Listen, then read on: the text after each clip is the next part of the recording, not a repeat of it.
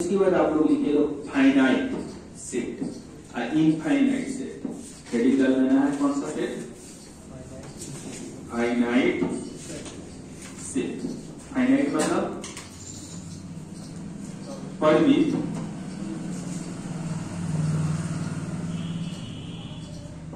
समुच्चय।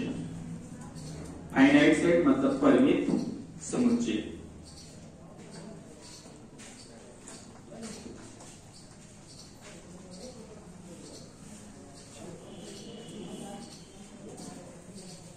A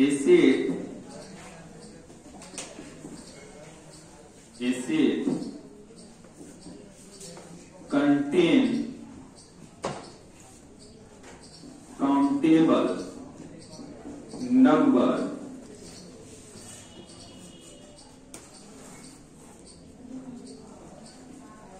is called a set contain countable number is called finite set. Finite set. A set contain countable number is called finite set. ऐसा set जिसमें count किया जा सकता है, जिसमें सदस्यों की संख्या काउंट किया जा सकता है। जैसे अभी हम लोग लिखे थे A-E-I-O-U, इसमें काउंट किया जा सकता है क्या? एक ऐसा एग्जांपल दे देते हैं 1 2 3 4। बोलिए तो इसमें काउंट है क्या? तो ये अनकाउंटेबल सेट। तो पहले क्या कहलाएगा? Infinite set. ये फाइनाइट सेट है, ये वाला क्या हो जाएगा? इनफाइनाइट। फिक्स नहीं कि कहां तक जा रहा है, बात समझ में? तो नीचे वाला क्या हो जाएगा? इनफाइनाइट सेट हो जाएगा। समझ में? चलिए हेडिंग डाल लीजिए। A set contain countable number is called finite set. Hindi लिख लीजिए लो,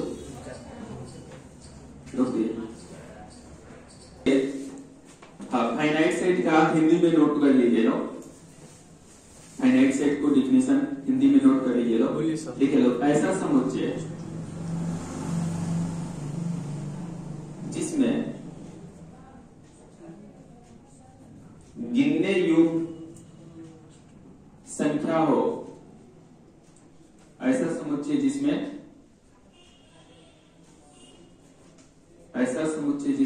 गिनने योग्य सदस्य हो, जिसे काउंट किया जा सके, गिना जा सके। ऐसा समुच्चय जिसमें गिनने योग्य सदस्य हो उसे परिमित समुच्चय कहते हैं। ऐसा समुच्चय जिसमें गिनने योग्य सदस्य हो उसे परिमित समुच्चय कहते हैं।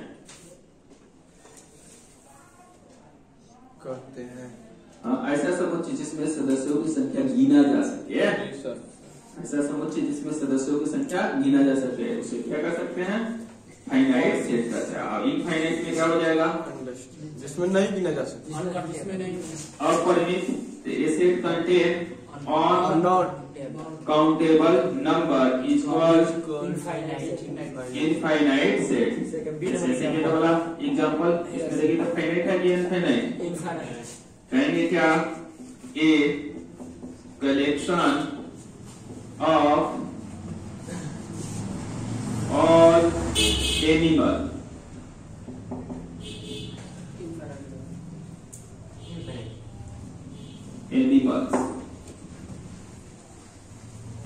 गिन सकते हैं?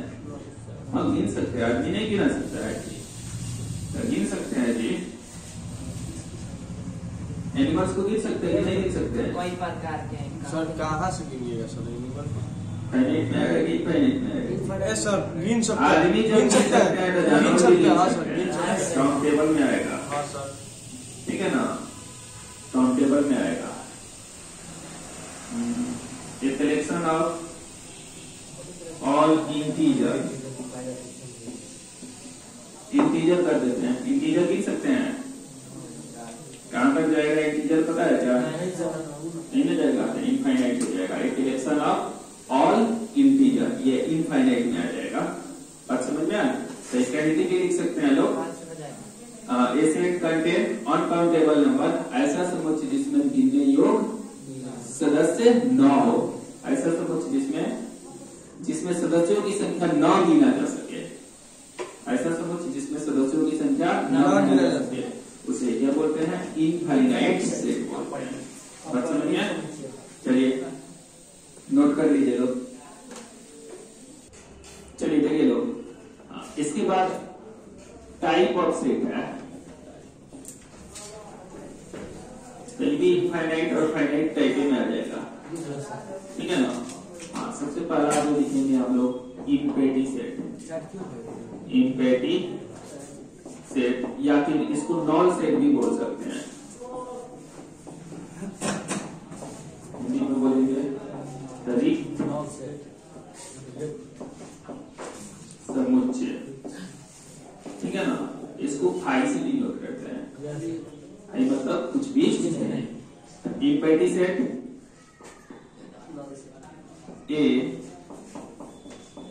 कलेक्शन ऑफ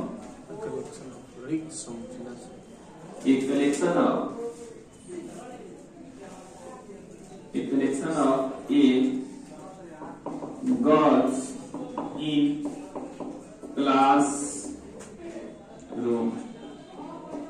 बोले तो इस क्लासरूम में गर्ल्स का संख्या 0 नहीं है, तो क्या हो जाएगा? ये कैसा सेट कहलाएगा? इस क्लासरूम के लिए इम्पेटी सेट कहलाएगा, ठीक है ना? तो इम्पेटी सेट मतलब कोई भी ना, ठीक है ना? हाँ, इसको ऐसे भी दिखाते हैं, इसमें कुछ भी नहीं, ठीक है ना? तो और भी एग्जांपल नोट कर सकते हैं क्या? क्या? एक collection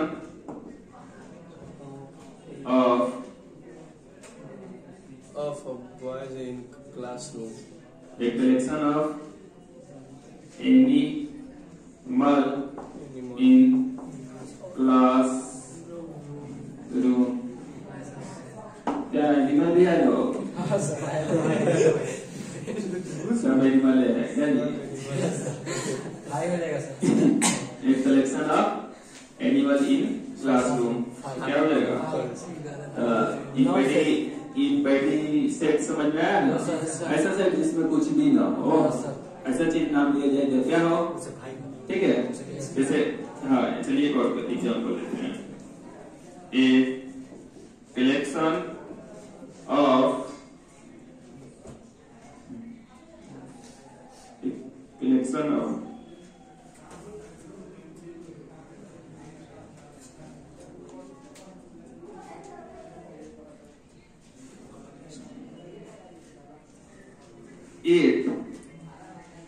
eight in a die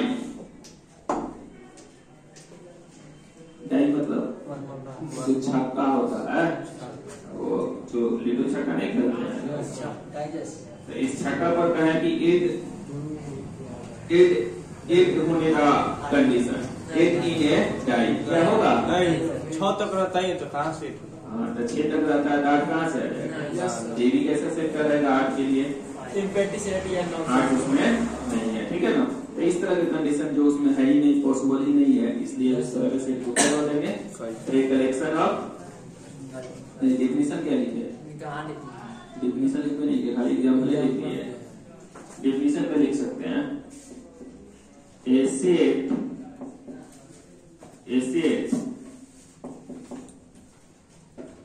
contain no any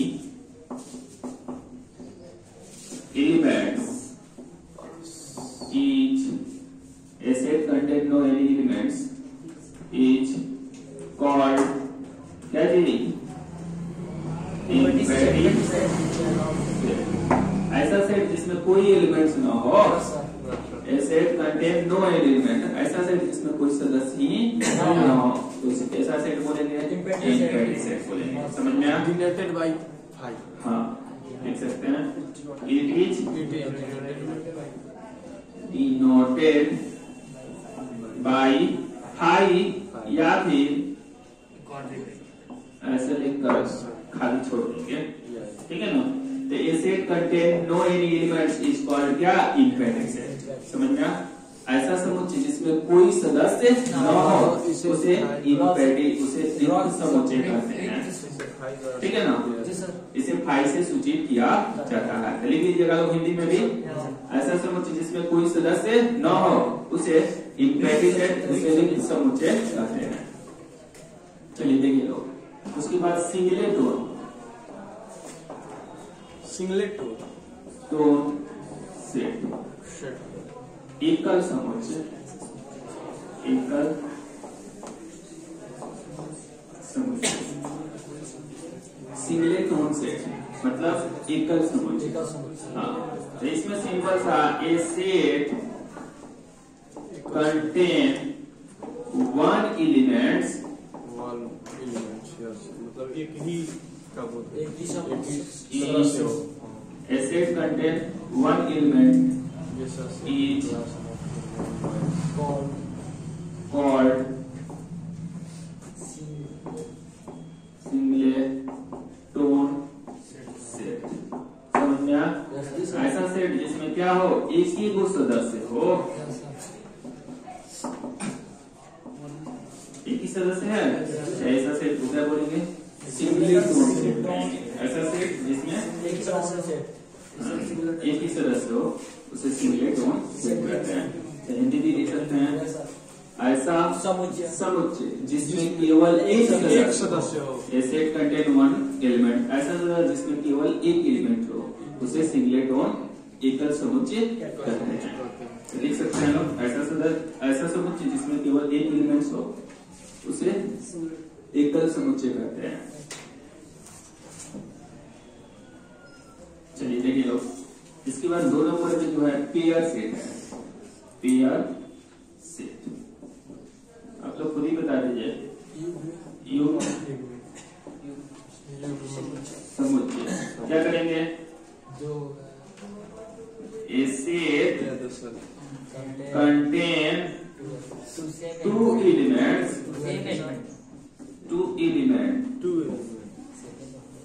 is called, क्या हो जाएगा? Pair set. ऐसा सेट जिसमें 2 एलिमेंट्स हो, 1 2 हो गया, ए सी हो गया, ए बी हो गया, ये सब सेट जिसमें 2 एलिमेंट्स हो उसको क्या बोलेंगे? Pair set. ऐसा समुच्चय जिसमें 2 सदस्य हो। हाँ, ऐसा समुच्चय जिसमें 2 सदस्य हो उसे युग्म समुच्चय कहते हैं। ऐसा समुच्चय जिसमें 2 सदस्य हो उसे युग्म समुच्चय कहते हैं। चलिए देखिए लोग, आप लोग 2 सिंबल आप लोग पढ़े होंगे, ये सिंबल और दूसरा ये सिंबल। क्या पढ़ते हैं बताइएगा लोग? क्या इन दोनों सिंबल का नाम क्या है? इसका मतलब क्या होता है? Meaning of,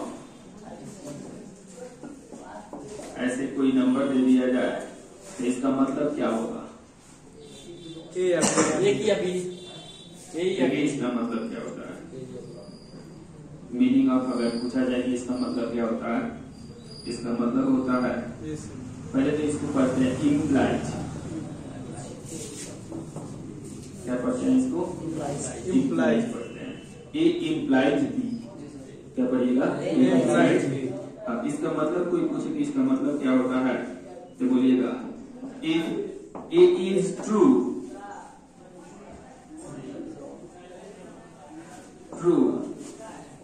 then B is also true। इसका मतलब क्या होता है? A is true then B is also true। A is true then B is also true। इसका मतलब होता है A अगर सत्य है तो B भी सत्य होगा। और इसको क्या पढ़ते हैं?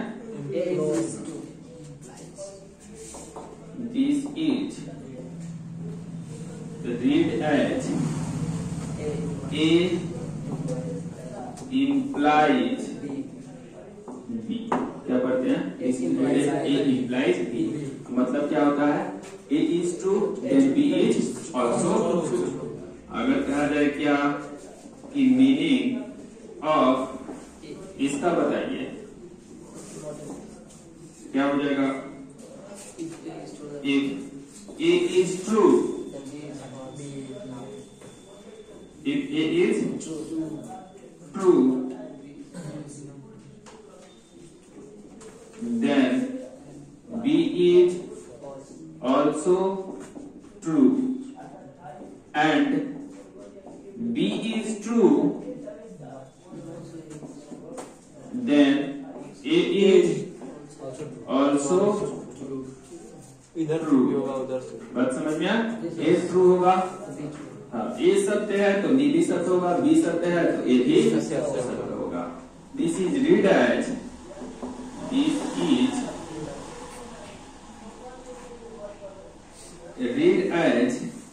if and only if।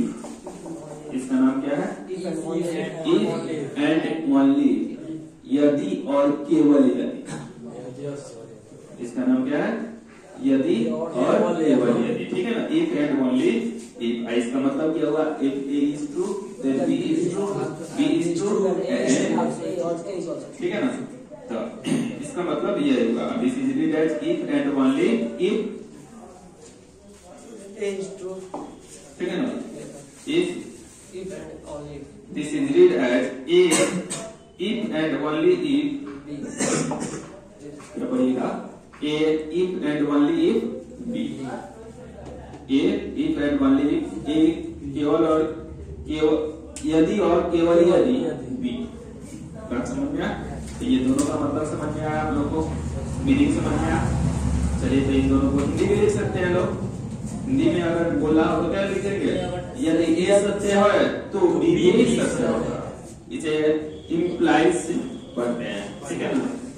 Hindi हमको भी नहीं मालूम है इम्प्लाइज का। यदि A सत्य हो तो B भी सत्य होगा, B सत्य है तो A भी सत्य होगा। This is read as if and only if. A सत्य है तो B भी सत्य होगा, B सत्य है तो A भी सत्य होगा। इफ एंड ओनली इफ का मतलब होता है, इसे पढ़ते हैं यदि और केवल यदि। क्या पढ़ते हैं? इसे पढ़ते हैं यदि और केवल यदि। A यदि और केवल यदि B। Meaning of A implies B, इसको हिंदी में आप पढ़ सकते हैं A इंगित करता है B को। हिंदी में इसको बोलना चाहते हैं लोग तो बोल सकते हैं A इंगित करता है B को, ठीक है ना? A इंगित करता है B को। और ये जो इसका दूसरा नाम बोल सकते हैं implies and implies, ठीक है ना? फर्स्ट में आपको बताया if and only if, ठीक है ना? तो आपको दूसरा नाम भी बोल सकते हैं implies and implies, implies and implies। इसको हिंदी में पढ़ सकते हैं A यदि और केवल यदि B।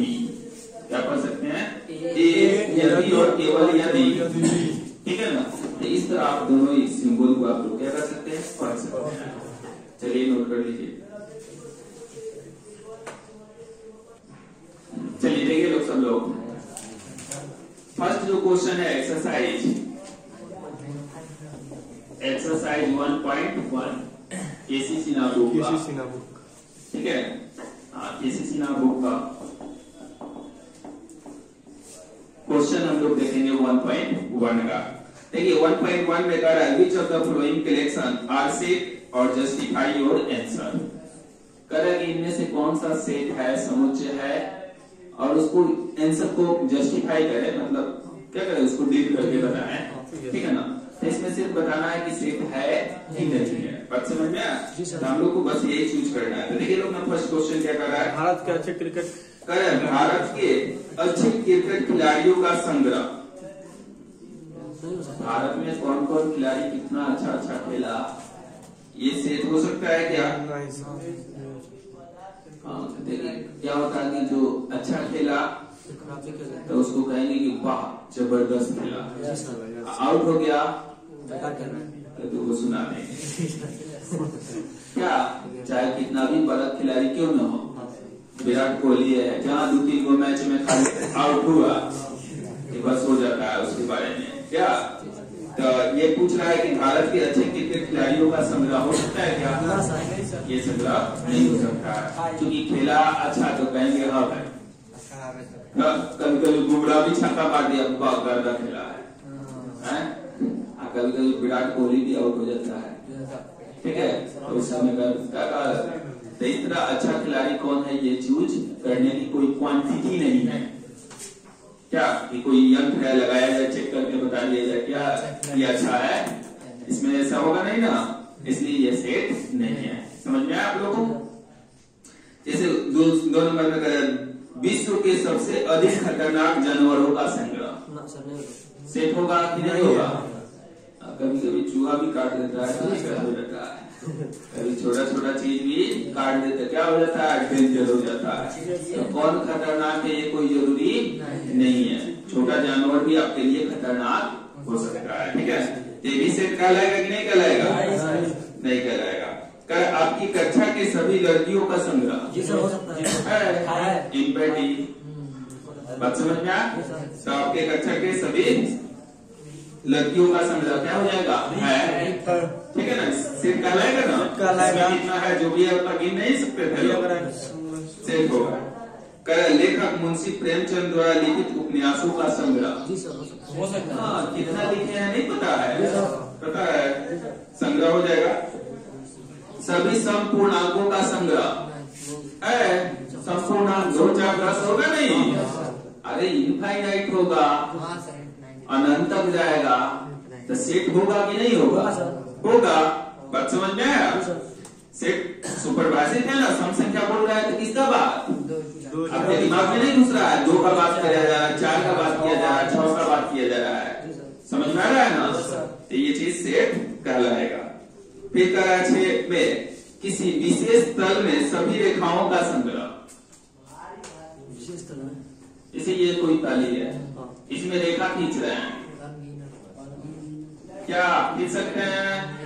सेट कहलाएगा कि नहीं कहलाएगा? इनफाइनाइट सेट कहलाएगा। हाँ, एक ही तल में जितना मन करे उतना रेखा खींच सकते हैं, तो सेट कहलाएगा। हाँ, फिर देखिए क्या कर, विश्व के सुंदर लड़कियों का संग्रह,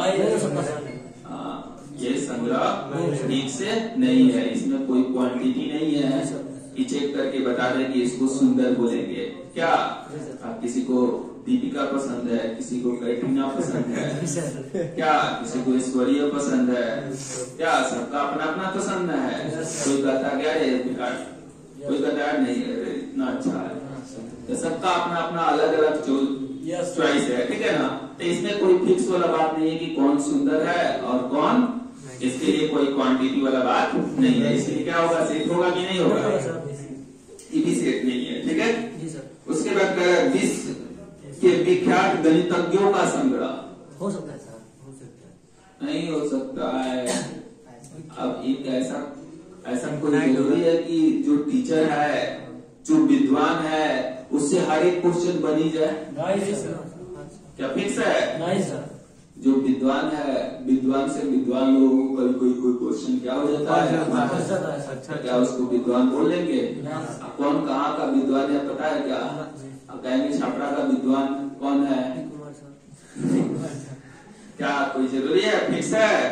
आप हमारे पास पढ़ते हैं तो ठीक है, आप बोल दिए, लेकिन जो नहीं पढ़ता है क्या सब बोलेगा? क्या पढ़ता है वही का नाम है, बात समझ में आया? ये क्या फिक्स वाला बात है? नहीं सर। परिभाषित है? ये परिभाषित नहीं है, सभी लोगों का अलग अलग मत आएगा, तो जिसमें सभी का मत सेम हो वह सेट होता है। जैसे कहेंगे कि प्रधानमंत्रियों का संग्रह, तो सब लोग एक ही को बोलेगा कि कहेगा कि नहीं है हमारा प्रधानमंत्री अलग है, जो है वही नहीं बोलेगा। तो जिसका सभी लोगों का मत अगर एक ही हो तो समझिए क्या समुच्चय है, लेकिन सब लोग का अलग अलग हो जाए तो वह सेट नहीं है। बात समझ में आया? फिर कह रहा है 100 से कम सभी प्रतिष्ठ संख्याओं का संग्रह। इस अध्याय में आने वाले प्रश्नों का संग्रह, इसमें कितना क्वेश्चन है नहीं पता है, तो कैसे करना है? बात समझ में आया आप सबको? अब 2 नंबर में देखिए आपको दिया हुआ है क्वेश्चन, जो write the following set in roster form, आपको टेबुलर फॉर्म में दिया हुआ है और उसको किसमें कन्वर्ट कर देना है? टेबुलर फॉर्म, रोस्टर फॉर्म में। जैसे देखिए ये सेट ए में दे दिया है, एक्स सच दैट एक्स कह रहा है क्या, पूर्णांक है तथा -1 x <9 है, नहीं बता दीजिए, पूर्णांक में कौन कौन आएगा उसके बीच में जरा बता दीजिए। रोस्टर फॉर्म में बदलना है, रोस्टर फॉर्म में कर्ली ब्रैकेट के अंदर कोमा दे के लिखना है। तो देखिए -1 को लेंगे कि नहीं लेंगे? 1 2 3 कहाँ तक? 8 तक। 9 से छोटा लेना है, 9 से लेके ही छोड़ेंगे। छोड़ेंगे। देखिए तो कर्ली ब्रैकेट के अंदर सजा दिए, कर्ली ब्रैकेट के अंदर सजा दिए थे। ये किस फॉर्म में कन्वर्ट हो गया? ये क्वेश्चन नंबर 1 कैसे बनाए समझ में आया आपको? फर्स्ट वाला तो समझ में आ गया ना, तो खाली भाषा में था। जैसे अब क्वेश्चन नंबर बी दे दिया, एक सच दैट एक्स कर विषम पूर्णांक, विषम पूर्णांक। तो विषम पूर्णांक मतलब ऑड इंटीजर, किसका बात कर रहा है? Odd integer. कंडीशन बताया है तथा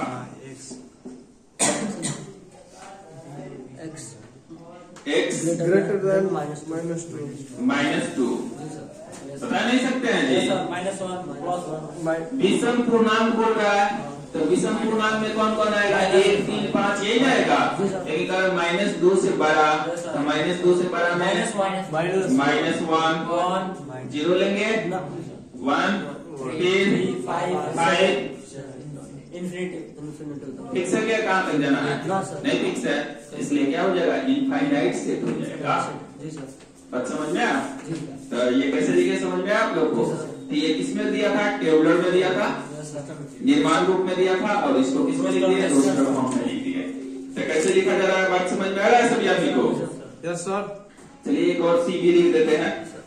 इसमें भी करा एक सच दैट एक्स एक प्रकृत संख्या है। क्या है? प्रकृत संख्या है। प्रकृत संख्या मतलब नेचुरल नंबर। तो नेचुरल नंबर और कंडीशन बताया है, कहां से कहां तक? 15 से बड़ा, 5 से बड़ा, 5 से बड़ा और 26 से बता दीजिए। बराबर भी है, तो बता दीजिए 5 से बड़ा चाहिए जी। 6 7 8 कहाँ तक? 26 तक नेचुरल नंबर है। कैसे बताना है? बात समझ में आप लोगों को? उसी तरह आगे भी बनाना है, नहीं बनाने आएगा जी? आगे भी बना सकते हैं लोग। आप लोग ट्राई करके आइए, करने देते हैं। ठीक है सर। नेक्स्ट क्लास तक ये सब आगे पढ़ के आप लोग अपने से बनाइएगा, फिर 3 में जाइएगा लोग ना, तो इसी तरह का काम करना है। उसमें भी प्रॉपर्टीज दिया है, टेबुलर फॉर्म में दिया है, और उसको भी किस में लिखना है? रोस्टर फॉर्म में लिखना है। फिर 4 नंबर में भी जाइएगा तो प्रॉपर्टीज फॉर्म में दिया है, रोस्टर फॉर्म में लिख देना है। ठीक है ना? फिर देखिए 5 नंबर में भी रोस्टर फॉर्म में लिख रहा है, और 6 नंबर में उल्टा कर देना है। रोस्टर फॉर्म में दिया है और इसको टेबुलर फॉर्म में लिख देना है। इसी तरह 7 नंबर दिया है, इसी तरह ये 8 नंबर मैचिंग कराना है। कौन किसका टेबुलर फॉर्म है, कौन किसका रोस्टर फॉर्म है, मैच कराना है। ज्यादा दिक्कत होगा तो थोड़ा सा पीछे पलटिएगा ना आंसर, तो सब समझ में आ जाएगा। बात समझ में आ? चलिए तो बना के आइएगा लोग। Thank you sir.